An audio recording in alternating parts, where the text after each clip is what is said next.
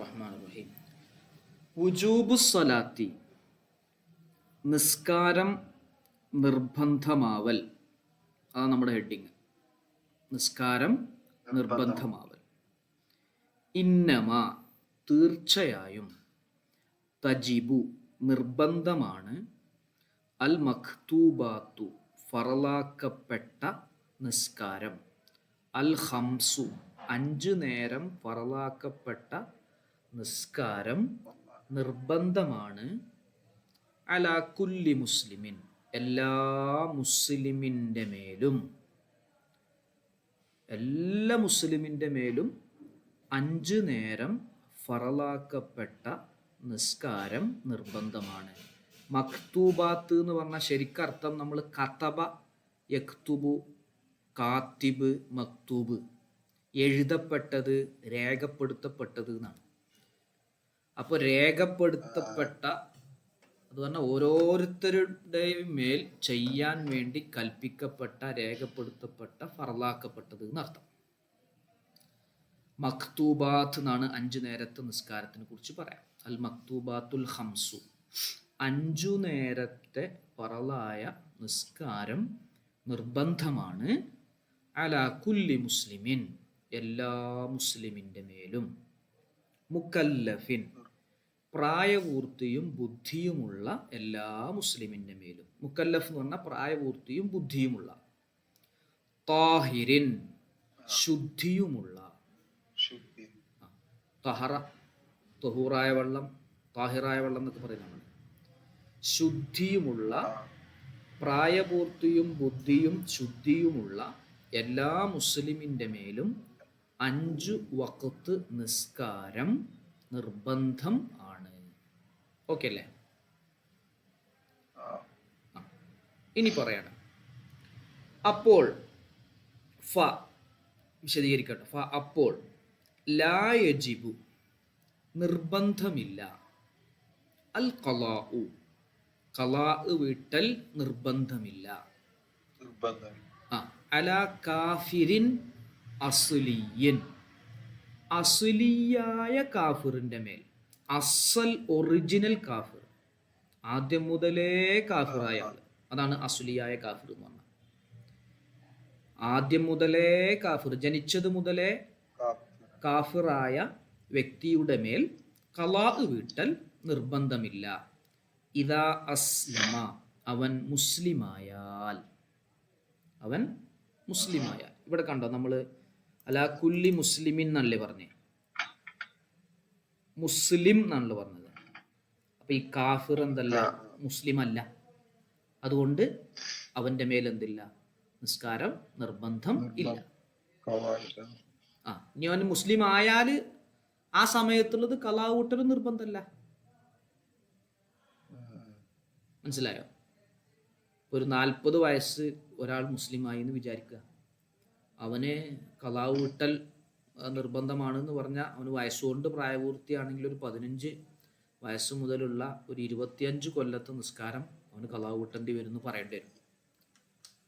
അപ്പം അത് ബുദ്ധിമുട്ടുമാണ് അവനെ സംബന്ധിച്ചിടത്തോളം. പക്ഷേ ശറയിൽ അത് കൽപ്പനയില്ല, ഇസ്ലാമിക മതനിയമത്തിൽ എന്തുമില്ല, അത് കൽപ്പനല്ല. എല്ലാ മുസ്ലിമിൻ്റെ മേലുമാണ് നിർബന്ധം. അപ്പം മുസ്ലിം അല്ലാത്തവരുടെ മേൽ നിർബന്ധമില്ല. ഓക്കെ. വലാ അലാ സബിയിൻ, കുട്ടിയുടെ മേലും ഖലാ വീട്ടൽ നിർബന്ധമില്ല.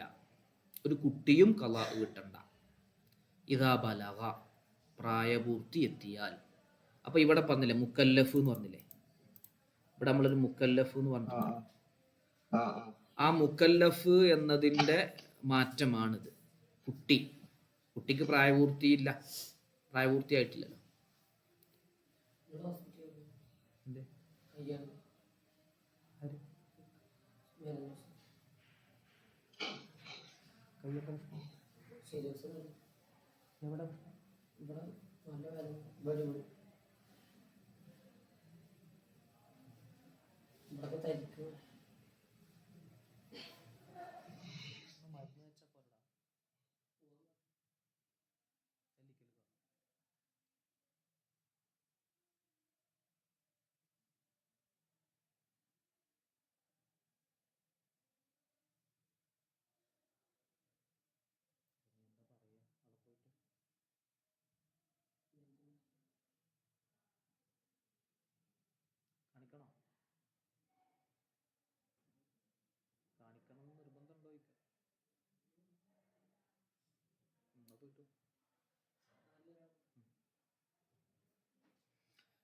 നമ്മളിവിടെ കുട്ടിയുടെ കുട്ടിയും എന്ത് ചെയ്യണ്ട, കുട്ടിയുടെ മേൽ നിർബന്ധമില്ല.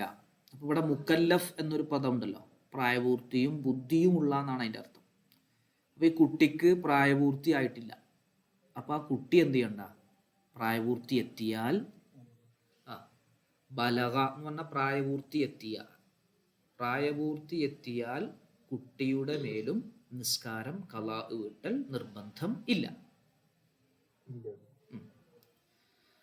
വലാ അലാ മൻ, ഒരാളുടെ മേലും നിർബന്ധമില്ല. വലാ നിർബന്ധമില്ല, അലാമൻ ഒരുത്തന്റെ മേലും നിർബന്ധമില്ല. സാല അഖ്ലുഹു, അവന്റെ ബുദ്ധി നീങ്ങിയിരിക്കുന്നു, ബിനഹ്വി ജുനൂനിൻ, ഭ്രാന്ത് പോലോത്തത് കൊണ്ട്, ഔ ഇഗ്മാഇൻ, ബോധം കെടൽ കൊണ്ടോ ഭ്രാന്ത് കൊണ്ടോ പോലോത്തത് കൊണ്ട് ബുദ്ധി നീങ്ങിയ ഒരാൾക്കും നിസ്കാരം ഖളാ വീട്ടൽ നിർബന്ധം ഇല്ല. ഇദാ അഫാഖ, അവന് ബോധം തിരിച്ചു കിട്ടിയാൽ പിന്നെ ബോധം നഷ്ടപ്പെട്ട സമയത്തുള്ള നിസ്കാരം ഖളാ വീട്ടൽ നിർബന്ധം ഇല്ല. അപ്പോൾ നമ്മളിപ്പോ ഇത് ഈ പറയപ്പെട്ട മുസ്ലിം, അവൻ്റെ കൂടെ അല്ലേ, മുസ്ലിം, മുക്കല്ലഫ്, ഈ രണ്ട് ഭാഗത്തെ കുറിച്ച് അപ്പൊ നമ്മൾ പറഞ്ഞു കേട്ടോ. മുസ്ലിം, മുക്കല്ലഫ്, മുസ്ലിമിന്റെ മേൽ നിർബന്ധമാണ് എന്ന് പറയുമ്പോൾ കാഫിറിന്റെ മേൽ നിർബന്ധമല്ല. മുക്കല്ലഫിന്റെ മേലാണ് നിർബന്ധം എന്ന് പറയുമ്പോൾ മുക്കല്ലഫ് അല്ലാത്തവരാണ് ആര്, കുട്ടി, ഭ്രാന്തൻ പോലത്തെ ആളുകൾ, അവർക്കും നിർബന്ധമില്ല. ഇനിയിപ്പോ ഒരു ഭാഗം കൂടിയുണ്ട് നമ്മുടെ നിർവചനത്തില്, താഹിർ എന്ന് പറഞ്ഞിട്ടൊരു ഭാഗം കൂടിയുണ്ട് അല്ലെ. ശുദ്ധിയുള്ള, പ്രായപൂർത്തിയും ബുദ്ധിയും ശുദ്ധിയും ഉള്ള ആള് എന്നാ പറഞ്ഞത്. അപ്പൊ ശുദ്ധി ഇല്ലാത്തവർക്ക് എന്തില്ല, നിർബന്ധമല്ല. അത് പറയണ്ടേ, അതാണ് ഈ പറയുന്നത് കേട്ടോ. അപ്പോ മുസ്ലിമിന്റെ മേൽ നിർബന്ധമാണ് പറയുമ്പോൾ എല്ലാ മുസ്ലിമീങ്ങളല്ലാത്ത മുഴുവൻ ആളുകളും പുറത്തുപോയി. മുസ്ലിമീങ്ങളല്ലാത്ത ആളുകൾക്ക് നിർബന്ധമല്ല. പിന്നെ മുക്കല്ലഫ് എന്ന് പറയുമ്പോൾ പ്രായപൂർത്തിയും ബുദ്ധിയും ഉള്ള മുസ്ലിം എന്ന് പറയുമ്പോൾ പ്രായപൂർത്തിയും ബുദ്ധിയും ഇല്ലാത്ത മുസ്ലിം പുറത്തുപോയി, ഓൽക്ക് നിർബന്ധമല്ല. ഇനി ത്വാഹിരിനും കൂടി പറയുമ്പോൾ പ്രായപൂർത്തിയും ബുദ്ധിയും ശുദ്ധിയുമുള്ള മുസ്ലിം, അപ്പൊ ശുദ്ധി ഇല്ലാത്ത മുസ്ലിം പുറത്തുപോയി. മനസ്സിലായോ? ഇപ്പൊ നമ്മൾ പറയാണ് ഇന്ത്യക്കാർക്ക് ഒരു നിയമമുണ്ട് എന്ന് പറഞ്ഞാൽ പാകിസ്ഥാൻകാരൻ പുറത്തുപോയി, ബംഗ്ലാദേശുകാരൻ പുറത്തുപോയി, മറ്റു രാജ്യക്കാർ പുറത്തുപോയി. കേരളക്കാരനൊരു നിയമമുണ്ട് എന്ന് പറഞ്ഞു, അപ്പൊ ഇന്ത്യയിലെ കേരളത്തിന് പുറത്തുള്ള ആളുകളുണ്ടല്ലോ, തമിഴ്നാട്, കർണാടക, അവർ പുറത്തുപോയി. പാലക്കാട് ജില്ലക്കാർക്കൊരു നിയമമുണ്ട് എന്ന് പറഞ്ഞു, അപ്പൊ കേരളത്തിലെ കാസർഗോഡ്, കണ്ണൂർ, കോഴിക്കോട് ആ ജില്ലകൾ പുറത്തുപോയി. ഇനി പാലക്കാട് ജില്ലയിലെ ഒരു കാരാകുർശി പഞ്ചായത്തുകാർക്കൊരു നിയമമാണ്, അവിടെ ലോക്ക്ഡൗൺ ആണ് എന്ന് പറഞ്ഞു. അതിന്റെ അർത്ഥം എവിടെയല്ല, പാലക്കാട് ജില്ലയിൽ തന്നെ മറ്റു പഞ്ചായത്തുകൾക്കില്ല. ഏത് പഞ്ചായത്തുള്ളൂ? കാരാകുർശി പഞ്ചായത്തിനുള്ളൂ. അതേപോലെ നമ്മളിങ്ങനെ ചുരുക്കി കൊണ്ടുവരികയാണ്. പ്രായപൂർത്തിയും ബുദ്ധിയും ശുദ്ധിയുമുള്ള മുഴുവൻ മുസ്ലിമിനും നിർബന്ധമാണ്. അപ്പൊ പിന്നെ ഓരോന്ന് പറയുമ്പോഴും ചില ആളുകൾ പെടാതെ പോണുണ്ടല്ലോ, അവരെ കുറിച്ചാണ് ഈ പറയുന്നത്. വലാ അലാ ഹായിളിൻ, ആർത്തവമുള്ള സ്ത്രീകളുടെ മേലും നിർബന്ധമില്ല. വലാ അലാ ഹായിലിൻ, ആ ഹൈലുകാരി മുസ്ലിമാണ്, പ്രായപൂർത്തി ബുദ്ധിയുണ്ട് ഹൈലുകാരിക്ക്, പക്ഷെ ശുദ്ധിയില്ല. വലാ നുഫസ, പ്രസവരക്തമുള്ള സ്ത്രീക്കും നിർബന്ധമില്ല, പ്രസവരക്തമുള്ള സ്ത്രീയുടെ മേലും നിർബന്ധമില്ല. ഇതാ ത്വഹറത, അവർ രണ്ടുപേരും ശുദ്ധിയുണ്ടായാൽ, ഹൈലും നിഫാസും രക്തം നിന്ന് കഴിഞ്ഞാൽ പിന്നെ ശുദ്ധിയായല്ലോ അവർക്ക്. അപ്പോൾ ഈ ഹൈലിന്റെ സമയത്തുള്ള നിസ്കാരമോ നിഫാസ് രക്തം പുറപ്പെടുന്ന സമയത്തുള്ള നിസ്കാരമോ ഖളാ വീട്ടൽ അവർക്ക് നിർബന്ധം ഇല്ല. ഓക്കെ ആണോ? ക്ലിയർ ആണോ? അപ്പൊ നിർബന്ധമല്ല എന്നാണ് പറഞ്ഞത്. ഈ നിർബന്ധമില്ല എന്നത് 5 ഹുക്കുമല്ല. 5 ഹുക്കും എന്താ? വാജിബ്, ഹറാമ്, കറാഹത്ത്, സുന്നത്ത്, ഹലാല്, അല്ലേ? ഇതാണ് 5 ഹുക്കും. അപ്പൊ നിർബന്ധമല്ല എന്ന് പറയുമ്പോൾ ഒരു പക്ഷേ സുന്നത്താവാം, ഒരു പക്ഷേ ഹലാലാവാം, ഒരു പക്ഷേ ഹറാമാവാം, അല്ലേ? നിർബന്ധമല്ല എന്ന് പറയുമ്പോഴേ ഇപ്പോ കാറില് സീറ്റ് ബെൽറ്റ് ധരിക്കൽ, ഡ്രൈവറിന് സീറ്റ് ബെൽറ്റ് ധരിക്കൽ നിർബന്ധമാണ് പറഞ്ഞു. പുറകിലിരിക്കുന്ന ആൾക്ക് നിർബന്ധമില്ല എന്ന് പറഞ്ഞാല് സീറ്റ് ബെൽറ്റ് ധരിക്കൽ നല്ലതാണ്, ധരിച്ചാൽ നല്ലതാണ്. ഇനിയോ ചില സമയത്ത് ചില പ്രത്യേക സാഹചര്യങ്ങളിലാണെങ്കിൽ നിർബന്ധമാവും. ഇപ്പോൾ മാസ്ക് ധരിക്കണ പോലെ ഇപ്പോൾ ഓരോ കണ്ടെയ്ൻമെന്റ് സോണിൽ നമ്മൾ പറയും മാസ്ക് എല്ലാവരും പുറത്തിറങ്ങുന്നവർ ധരിക്കണം. അപ്പോൾ പുറത്തിറങ്ങുന്ന ആളുകൾ ധരിക്കണം പറഞ്ഞാൽ ജനങ്ങളുമായി സമ്പർക്കത്തിൽ ഏർപ്പെടുമ്പോൾ ധരിക്കണം നിർബന്ധമാണ്. എന്നാൽ ചിലപ്പോൾ അപ്പോൾ വീട്ടിലുള്ളവരും ധരിക്കണം. പുറത്ത് പോയിട്ട് ഒരാൾ വീട്ടിലേക്ക് വരികയാണെങ്കിൽ അയാളുമായിട്ട് സമ്പർക്കം ഇല്ലാതിരിക്കാൻ വേണ്ടിയിട്ട് അയാളും ധരിക്കണം എന്ന് പറയല്ലോ. അപ്പം അങ്ങനെ ഇവിടെ ഈ പറയപ്പെട്ട 3 വിഭാഗത്തിലും ഖലാ വീട്ടൽ നിർബന്ധമല്ല. ഖലാ വീട്ടിയിലാന്ന് വെച്ചിട്ട് കുറ്റം കിട്ടൂല. എന്നാൽ ചിലർക്ക് സുന്നത്താണ് ഖലാ വീട്ടൽ. അതാ പറയണ കേട്ടോ. ലാക്കിൻ എങ്കിലും യുസന്നു സുന്നത്താണ് ഖലാഉ മാ ഫാത്ത. ഖലാ വീട്ടൽ സുന്നത്താണ് മാ ഒരു നിസ്കാരത്തിനെ ഫാത്ത ആ നിസ്കാരം നഷ്ടപ്പെട്ടിരിക്കുന്നു സമനസിബ കുട്ടിക്കാലത്ത് നഷ്ടപ്പെട്ട നിസ്കാരത്തിനെ ഖലാ വീട്ടൽ സുന്നത്താണ്. ബഅദ തംയീസി വകതിരിവെത്തിയതിനു ശേഷം. പ്രായപൂർത്തിയാവാൻ ഏകദേശം നമ്മളൊരു 15 വയസ്സ് കണക്കാക്കുക പുരുഷന്. വകതിരിവ് ഒരു 7 വയസ്സിലാവും. 6 7 വയസ്സാവുമ്പോൾ കുട്ടിക്ക് എന്ത് ചെയ്യും? അത്യാവശ്യം നല്ലത് ഏതാ ചീത്ത ഏതാന്ന് വേർതിരിച്ച് മനസ്സിലാക്കാനുള്ള കഴിവുണ്ടാവും. അപ്പൊ ഈ കുട്ടിക്ക് 7 വയസ്സിന് ശേഷം പ്രായപൂർത്തി ആകുന്നതിനിടക്ക് നിസ്കാരം നഷ്ടപ്പെട്ടിട്ടുണ്ടെങ്കിൽ ആ നിസ്കാരം ഖലാ വീട്ടൽ നിർബന്ധമല്ല, ആ ഖലാ വീട്ടൽ സുന്നത്താണ്. ഒന്നുകൂടി പറയാം. ലാക്കിനെങ്കിലും യുസന്നു സുന്നത്താണ് ഖലാ വീട്ടൽ സുന്നത്താണ്. മാ ഒരു നിസ്കാരത്തിനെ ഖലാ വീട്ടൽ സുന്നത്താണ്. എങ്ങനെയുള്ള നിസ്കാരം? ഫാത്ത ആ നിസ്കാരം നഷ്ടപ്പെട്ടിരിക്കുന്നു. എപ്പോ നഷ്ടപ്പെട്ടിരിക്കുന്നു? സമനസ്ലിബ കുട്ടിക്കാലത്ത് നഷ്ടപ്പെട്ട നിസ്കാരം. എപ്പോ? ബഅദ തംയീസി തമീസ് എത്തിയതിന് ശേഷം. കുട്ടിക്കാലത്ത് തമീസ് വകതിരിവ് എത്തിയതിന് ശേഷം നഷ്ടപ്പെട്ടുപോയ നിസ്കാരത്തിനെ ഖലാ വീട്ടൽ സുന്നത്താണ്. ഓക്കെ അല്ലേ? ഇനി പറയട്ടെ. അതുപോലെ വസമനൽ ജുനൂനി ഭ്രാന്തുള്ള സമയത്തു നഷ്ടപ്പെട്ട നിസ്കാരത്തിനെയും. ജുനൂൻ ഭ്രാന്ത്, വൽ ഇഗ്മായി ബോധക്ഷയം സംഭവിച്ച സമയം. ബോധം കെട്ട സമയത്തോ അതുപോലെ ഭ്രാന്തുള്ള സമയത്ത് നഷ്ടപ്പെട്ട നിസ്കാരത്തിനെയും ഖലാ വീട്ടൽ സുന്നത്താണ്. ക്ലിയർ അല്ലേ? അപ്പോൾ നിർബന്ധമല്ല എന്ന് പറഞ്ഞോടത്തെ ഒരു ടീം ഖലാ വീട്ടൽ എന്തായിപ്പോ? സുന്നത്തായി.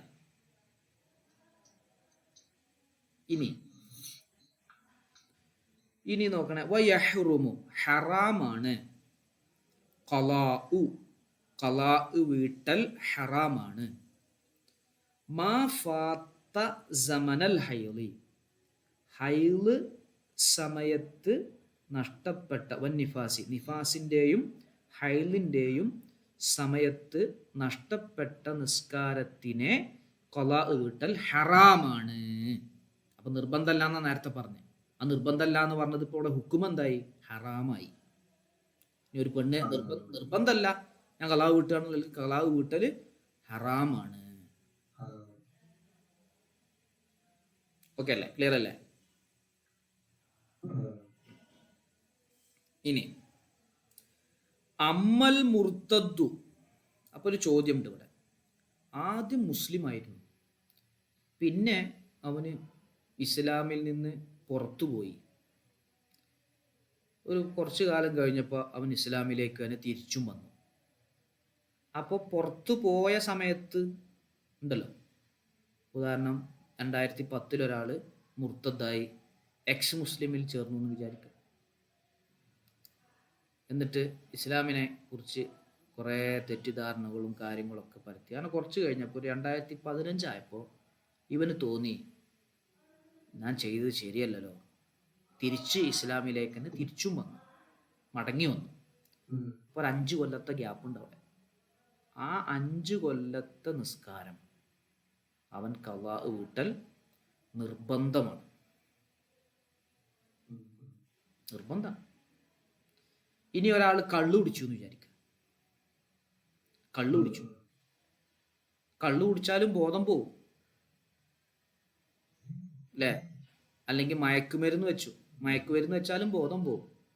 പക്ഷേ അത് ഇസ്ലാം ഹറാമാക്കിയ മാർഗത്തിലാണ് ബോധം പോണത്. എനിക്ക് ബോധം ഉണ്ടാകുന്നില്ല എന്ന് പറയാൻ പറ്റൂല.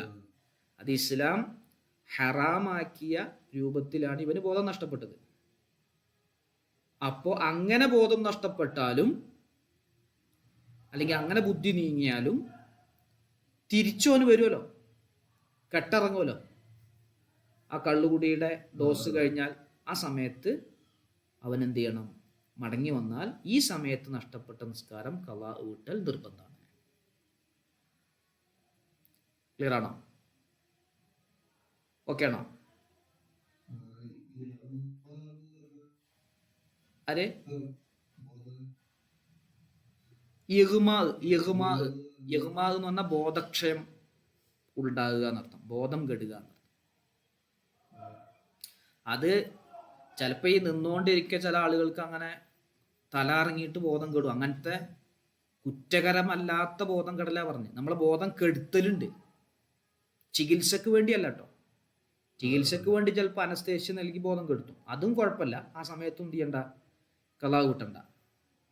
നേരെ മറിച്ച് ഞാൻ പറഞ്ഞത് മയക്കുമരുന്ന്. അതെ അല്ല, അതവിടെ കഴിഞ്ഞു. അതവിടെ സുന്നത്താന്ന് പറഞ്ഞു നമ്മള്. അതവിടെ സുന്നത്താണ്, ഖളാ കൂട്ടൽ സുന്നത്താന്ന് പറഞ്ഞു. ഇനി പറയുന്നത് അതല്ല. ഇനി പറയുന്നത് ഇസ്ലാം അനുവദിക്കാത്ത മാർഗത്തിലൂടെ ബോധം കിട്ടും. മയക്കുമരുന്ന് കുത്തിവെച്ചിട്ട് അവൻ്റെ ബോധം പോയി. അങ്ങനെ ഉണ്ടാവുമല്ലോ ചില ആളുകൾ മയക്കുമരുന്ന് ഉപയോഗിച്ചിട്ട്. അല്ലെങ്കിലോ കള്ള് കുടിച്ചു, അല്ലെങ്കിൽ കഞ്ചാവ് ഉപയോഗിച്ചു. ഇതൊക്കെ ഹറാമാണ്. അപ്പൊ ഇസ്ലാമിന്റെ നിയമം അനുസരിക്കാതെയാണ് അവന് ബോധം പോയത്. അപ്പൊ അവൻ എന്ത് ചെയ്യണം? ആ ബോധം കെട്ട സമയത്തുള്ള നഷ്ടപ്പെട്ട നിസ്കാരത്തെ ബോധം വന്ന സമയത്ത് എന്ത് ചെയ്യണം? ഖളാ വീട്ടൽ നിർബന്ധമാണ്. അതഞ്ഞി പറയാൻ കേട്ടോ. അമ്മൽ മുർത്തദ്ദു, അപ്പോൾ മുർത്തദ്ദായ വ്യക്തി. വൽ മുതഅദ്ദി, മുർത്തദ് എന്ന് പറഞ്ഞ മതത്തിൽ നിന്ന് പുറത്തു പോയിട്ട് പിന്നെ തിരിച്ചു വന്ന ആള്, മടങ്ങി വന്ന ആള്. വൽ മുതഅദ്ദി, അവൻ അസ്ലിയായ കാഫറല്ല. മുർത്തദ് എന്ന് പറഞ്ഞാൽ ആരല്ല? അസ്ലിയായ കാഫറല്ല. ആദ്യം മുസ്ലിം ആയിരുന്നു, പിന്നെ അങ്ങോട്ട് പോയി, പിന്നെ കാഫറായ ആളാണ്. വൽ മുതഅദ്ദി, അക്രമം കാണിച്ചവനും, ബിസക്രിഹി, മത്തു പിടിക്കൽ കൊണ്ട് അക്രമം കാണിച്ചവനും. പറഞ്ഞാൽ ഇസ്ലാമിക മതത്തിന്റെ പരിധി വിട്ടവൻ. ഇസ്ലാം മതത്തൊരു നിയമം വെച്ചിട്ടുണ്ട്, ആ നിയമം ലംഘിച്ചവൻ. ബിസക്രിഹി, മത്താവലുകൊണ്ട്, മത്തു പിടിക്കൽ കൊണ്ട് ഇസ്ലാമിക നിയമങ്ങൾക്ക് പുറത്തു പോയവനും ഫയജിബു അലൈഹിമ, അവർക്ക് രണ്ടുപേർക്കും നിർബന്ധമാണ് അൽ ഖളാഉ, ഖളാ വീട്ടൽ. മനസ്സിലായോ? അവർ രണ്ടാളും എന്ത് ചെയ്യണം? ഖളാ വീട്ടൽ നിർബന്ധമാണ്. ക്ലിയർ അല്ലേ? അതപ്പോൾ ഞാൻ പറഞ്ഞു. സക്കർ എന്ന് പറഞ്ഞാൽ അതായത് അക്രമം കാണിച്ചു വന്ന അതിര് വിട്ടവൻ. ഇസ്ലാം ഒരു അതിര് വെച്ചിട്ടുണ്ട്, എന്തൊക്കെ ചെയ്യാം എന്തൊക്കെ ചെയ്യാൻ പാടില്ല. ആ അതിര് വിട്ട ആള്, അതായത് അക്രമം കാണിച്ചു,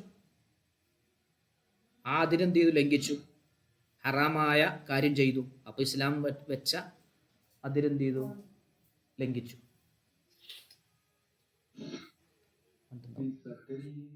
സക്കർ എന്ന് പറഞ്ഞാൽ മത്താവലുണ്ട്. മത്ത് മത്ത് മത്ത് പിടിക്കുക എന്ന് പറയില്ല നമ്മള്.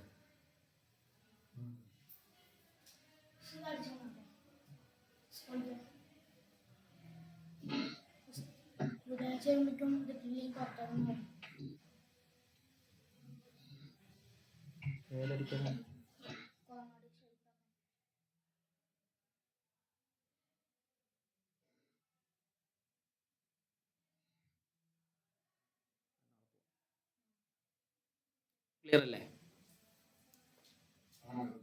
സക്കർ എന്ന് പറഞ്ഞാൽ ഈ മത്ത് പിടിക്കുക, മസ്താവുക എന്നൊക്കെ പറയില്ല നമ്മള്. മസ്താവല് കൊണ്ട് അതിര് വിട്ടുകടന്നവൻ, ഇസ്ലാമിൻ്റെ അതിര് വിട്ടുകടന്ന വ്യക്തിയും മുർത്തദായ വ്യക്തിയും ഫയജിബു അലൈഹിമ, അവർക്ക് രണ്ടുപേർക്കും നിർബന്ധമാണ് അൽ ഖലാഉ, ഖലാ വീട്ടൽ നിർബന്ധമാണ്. ഇനി വമൻ ഒരാൾ, ഉൽത്തുറ അവൻ നിർബന്ധിപ്പിക്കപ്പെട്ടു. വമൻ അത് കൂട്ടി വായിക്കുമ്പോൾ വമനി എന്ന് വായിച്ചതാട്ടോ. ഉൽത്തുറ എന്നാണ്, മജ്ഹൂലാണ്. ഇൽത്തറന്റെ മജ്ഹൂൽ, നമ്മള് സുലാസി മസീദ് ഫിഹി ആയ ഒരു ഫീലാണ്. ആ വമൻ ഒരാൾ, ഉൽത്തുറ അവൻ നിർബന്ധിപ്പിക്കപ്പെട്ടു, ഇലാ ഇസാലത്തി അഖ്ലിഹി, ഇലാ ഇസാലത്തി നീക്കുന്നതിലേക്ക് നിർബന്ധിപ്പിക്കപ്പെട്ടു. അഖ്ലിഹി അവൻ്റെ ബുദ്ധി നീക്കാൻ വേണ്ടി നിർബന്ധിപ്പിക്കപ്പെട്ടു. എന്തിനു വേണ്ടി? ലി അമലിയത്തിൻ ജിറാഹിയത്തിൻ, സർജറി പോലത്തെ ആവശ്യത്തിന് വേണ്ടി. സർജറി, അമലിയത്തിൻ ജിറാഹിയത്ത് എന്ന് പറഞ്ഞാൽ സർജറി, ഓപ്പറേഷൻ പോലത്തതിനു വേണ്ടി ബുദ്ധി നീക്കാൻ ഒരാൾ നിർബന്ധിക്കപ്പെട്ടു. അല്ലെങ്കിൽ ഔ നഹ്വിഹ, അല്ലെങ്കിൽ അതല്ലാത്തതിനു വേണ്ടി എന്തെങ്കിലും ചികിത്സയുമായി ബന്ധപ്പെട്ടോ മറ്റോ ബുദ്ധി നീക്കാൻ വേണ്ടി നിർബന്ധിപ്പിക്കപ്പെട്ടു. എന്നാൽ ഫലാ തഅദ്ദിയ ഫീഹി, ആ വിഷയത്തിൽ അതിരുവിടൽ, പരിധി ലംഘിക്കൽ ഇല്ല. നമ്മൾ പരിധി ലംഘിക്കുക, അതിരുവിടുക എന്ന് പറഞ്ഞല്ലോ, അതില്ല. കാരണം അത് ഡോക്ടർ പറഞ്ഞതാണ്, ഓപ്പറേഷൻ ചെയ്യേണ്ടതുണ്ട്, ഓപ്പറേഷൻ ചെയ്താലേ അസുഖം മാറുള്ളൂ. അപ്പോൾ ഓപ്പറേഷൻ ചെയ്യണമെങ്കിൽ ബോധം കെടുത്തേണ്ടി വരും. അപ്പോൾ അവന് നിർബന്ധിപ്പിക്കപ്പെട്ടു. നല്ലൊരു നീതിമാനായ ഡോക്ടർ അവൻ്റെ ബോധം കെടുത്താൻ വേണ്ടി ആവശ്യപ്പെട്ടു. അപ്പോൾ അതിന് അവൻ്റെ ചെക്കിംഗ് ഒക്കെ നടത്തി, ടെസ്റ്റൊക്കെ നടത്തി, അവൻ്റെ ആരോഗ്യസ്ഥിതിയൊക്കെ വിലയിരുത്തി. അങ്ങനെ ഡോക്ടർ പറഞ്ഞു, അപ്പോൾ കുഴപ്പമില്ല, ഓപ്പറേഷൻ എന്ന് പറ്റും, എന്ന് ചെയ്യാൻ പറ്റും, എന്നുള്ളത് ബോധം കെടുത്തി. അങ്ങനെ ബോധം നഷ്ടപ്പെട്ടാൽ, ബോധം കെടുത്തിയാൽ ഫലാ ഇസ്മ അവന് കുറ്റവുമില്ല, വലാ ഖലാ ഖലാ വീട്ടുകയും വേണ്ട. അങ്ങനെ ബോധം നഷ്ടപ്പെടുത്തുന്നതിന്, കെടുത്തുന്നതിന് കുഴപ്പമില്ല. വലാ ഖലാ എന്തുമില്ല, കുറ്റവും ഇല്ല. ഖലാ വീട്ടുകയും വേണ്ട. ഓക്കെ ആണോ? ജിറാഹിയത്തിൻ എന്ന് പറഞ്ഞാൽ സർജറി. അമലിയത്തിൻ എന്ന് പറഞ്ഞ പ്രവർത്തനം എന്നാണ്. ജിറാഹിയത്തിൻ എന്ന സർജിക്കൽ പ്രവർത്തനം.